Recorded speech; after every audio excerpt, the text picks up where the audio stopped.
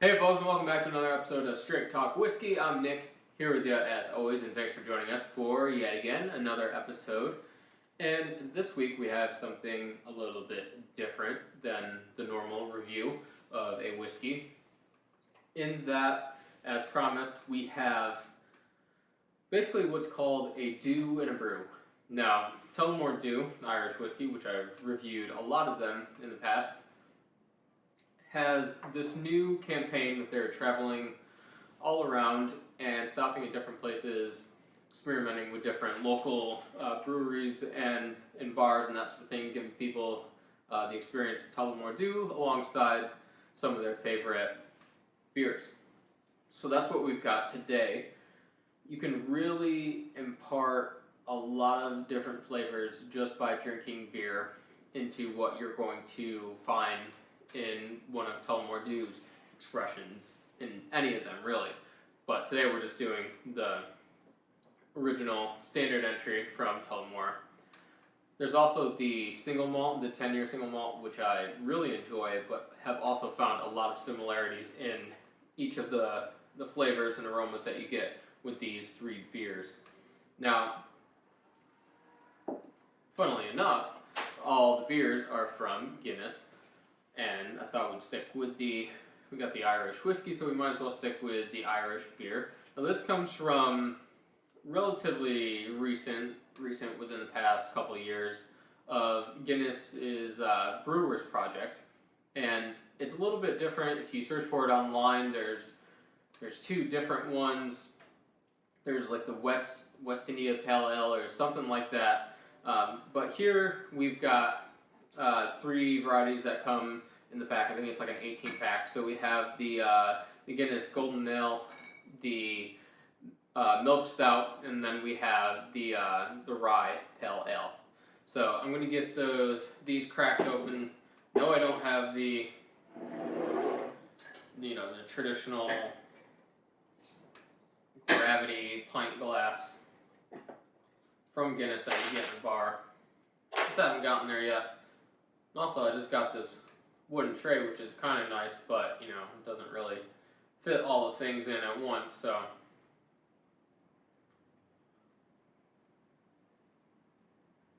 but it'll do the trick. And mind you, I gotta go to work tomorrow, so this could be a long night and an even longer day tomorrow. Let's hope we don't spill any of these, because that would really suck.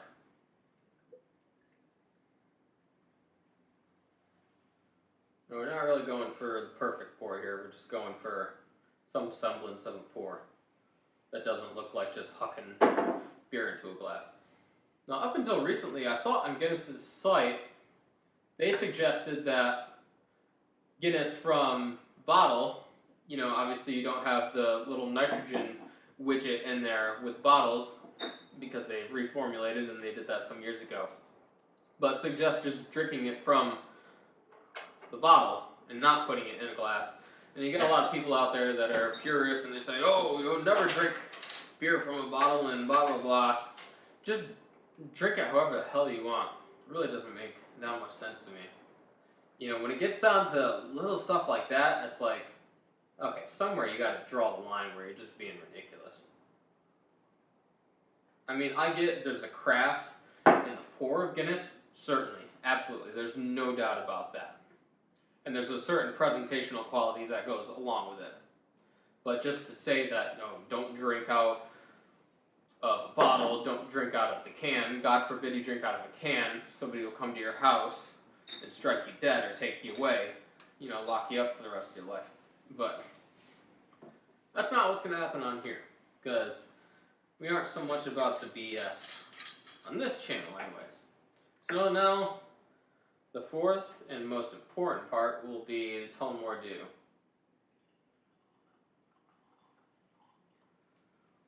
Oh yeah, there's just a sound about that going into the glass. It's just so pleasant. So, basically what we're doing here, and I'm probably going to mix these up every now and then, so I'm going to have to refer back to the bottles just to make sure I got the right order of everything in talking, but this whole experiment here, and I haven't done this before, so this is just happening on the fly, off the cusp, if you will, is seeing which flavors, aromas in the beer pairs with the whiskey. So I'm not gonna nose this and taste this and then go back and drink the beer and say, yeah, that seems like it's in there. But it's about what the beer or what the whiskey is like after you've had a certain beer and experienced those flavors. So, to get started, we're going to go with our first one, which is the Guinness Golden Ale. Bottled at, if I can find it, 4.5% ABV.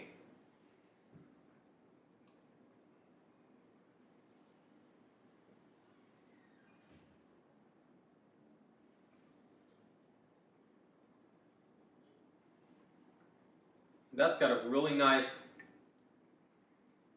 raw spiciness, barley, little bit of fruitiness going on in there, but very, very pale, very, nothing too substantive, very grain forward in that taste. Somewhat dry in the end, actually.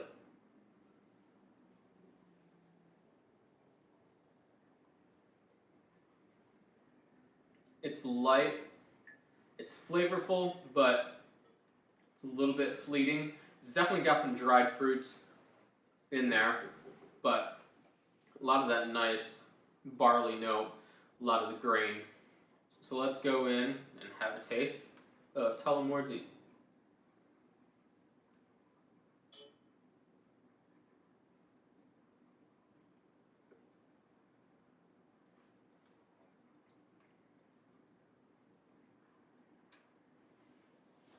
Interesting enough, with that pairing, I'm getting a lot of the fruitier aspects of the Tullamore.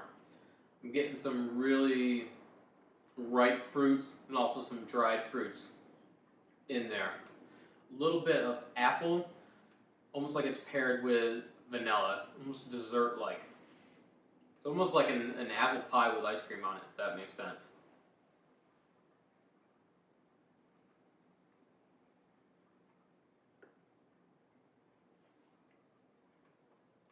Definitely bringing out the malted barley character in there. A little bit of bakery at 5 in the morning type of aromas coming through. Fresh baked bread and a little bit of that grainy sense, which is really interesting. So that was, again, the Golden Ale. A little palate cleanser there. And now let's go on to, which is arguably my favorite, because I have had the beers before, but I haven't paired it with the whiskey, like I said. Be the Milk Stout, which is bottled at 5% alcohol by volume. So let's go in. You know, I always love the darker stuff. You know, I don't go downtown a lot where I live, big city, but when I do, it's usually because I'm just craving some Guinness right out of the tap. But let's go for the Milk Stout here.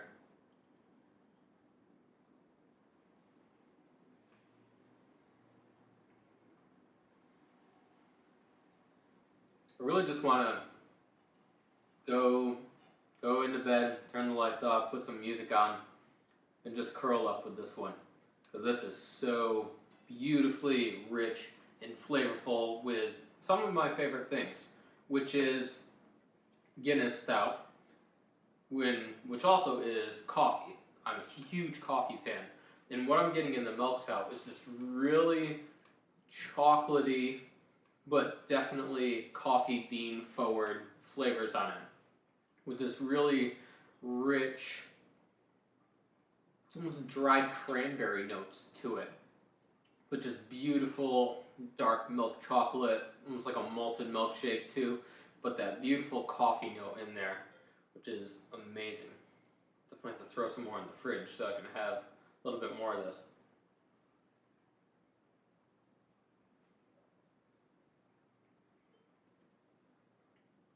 Now, I know I poke a lot of fun with brands using the marketing terms of smooth and that sort of thing, but when I'm talking about the beer, there really is just this sense of smoothness with the whole package. So you've got this nice malted chocolate note, a little bit of coffee, a little dried fruit, like I said there, with the cranberry note. And it all is just a very smooth package. The finish is soft and sweet. It's almost like a molten chocolate lava cake as it goes down. You know, if you were to a bit of that, you know, piping hot out of the oven, you just sliced into it, gotten your first bite, and just taken a little, like a palate cleanser of a, you know, malt, vanilla milkshake. That's exactly what you get here. So, let's do one more taste because I'm going to end up talking about it to death and not pair it with whiskey. Just so I have that fresh on the palate. Honestly, folks, surprise, nothing's fallen yet. But, you know, give it some time. There's a lot of things that can go wrong here.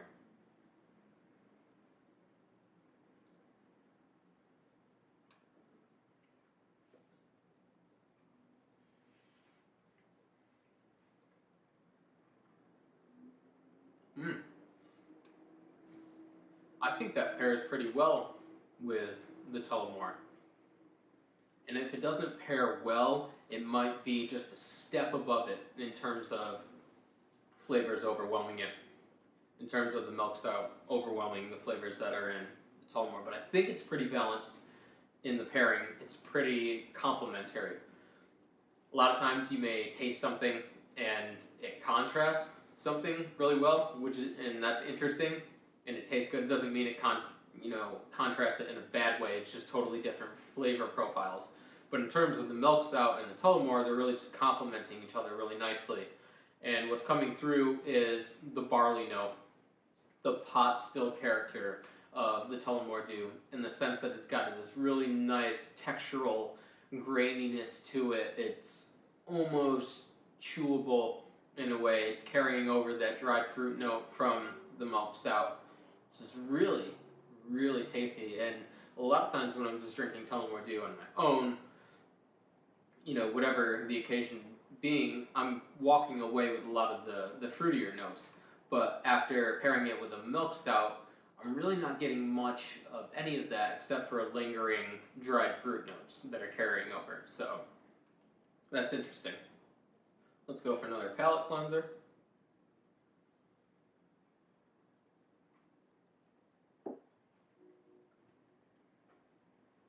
Cool.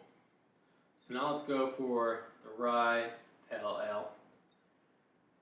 Compared to this, I would say it's a little bit lighter in color. It's just something I noticed, not anything that really matters, but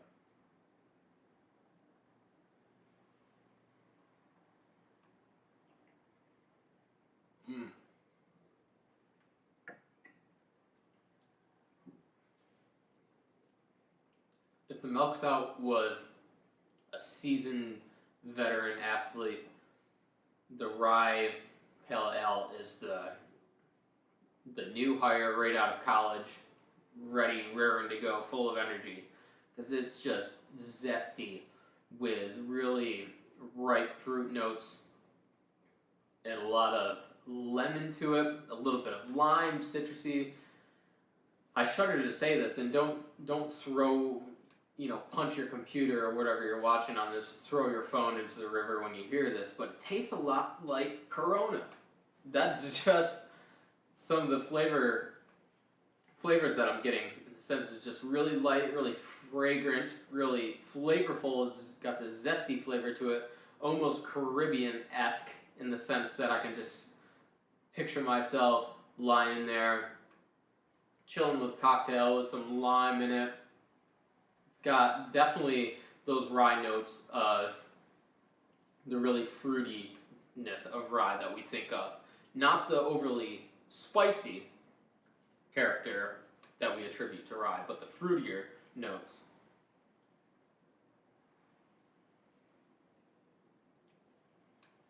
Even on even when I'm bringing that up to sip, I'm getting just punched in the face with these fruity notes.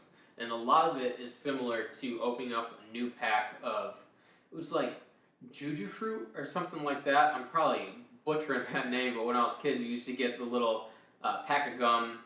It had like a freaking zebra or a horse or an elephant or something on it. I don't even know what the hell it was anymore, but remember, I don't know, it was just like a little tin. It wasn't like the little the plastic paper crap that you get today, but a nice like little tin.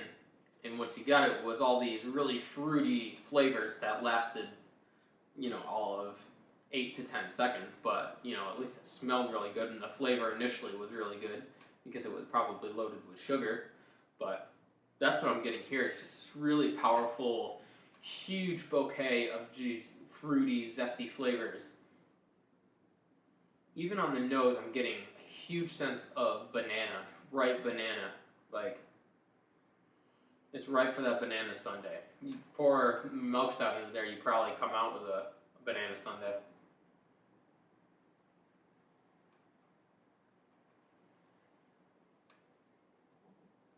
Yeah, that's beautiful. But on the back end of that, in the finish, it's more subtle, subdued, it's drier, it's slightly peppery in the flavor that you get from pepper and not from any of the sort of spiciness or, sort of sensations that you might get if you pour a lot of pepper on something. You kind of, get blown back a little bit. But not that, but more of just the flavors that come from pepper. A lot like red or green pepper that you may add.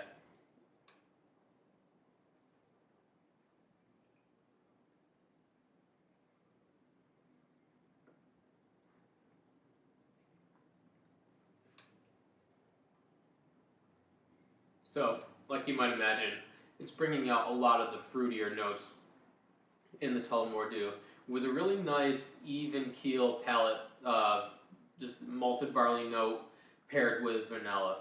It's like an intertwining, blanket that's just carrying things through. And it's really nice because you get the sense of fruits that you may not have noticed before in Tullamore Dew. In the sense that it's a little bit of like just a splash of orange, a little bit of lemon zest in there even.